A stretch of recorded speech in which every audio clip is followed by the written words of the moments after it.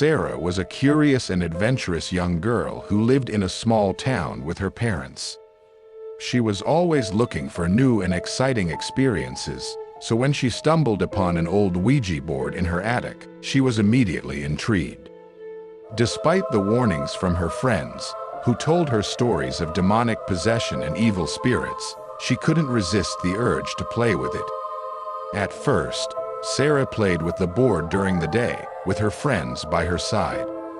But as time went on, she became more and more curious about using it at night, alone in her room. That's when she made contact with the entity, who claimed to be a former resident of her home. At first, Sarah thought it was just a silly game, but she soon realized that something sinister was happening. The entity seemed to be taking control of her thoughts and actions, causing her to do things she never would have done before. Her friends and family noticed the change in her behavior and tried to intervene, but they were powerless against the demonic forces possessing her. One night, Sarah's behavior became so erratic and dangerous that her parents called in a local priest to perform an exorcism. But it was too late. The entity had already taken complete control of Sarah's body and mind, using her as a vessel to spread evil and destruction.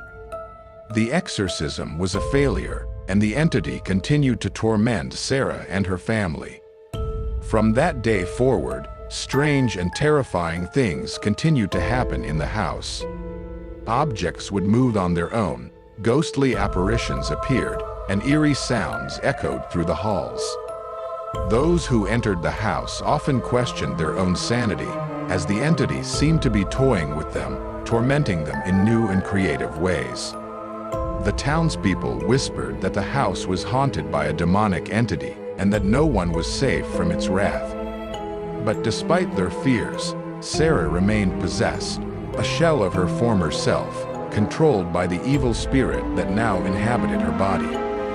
Years went by, and the house remained abandoned, a dark and foreboding place that no one dared to enter.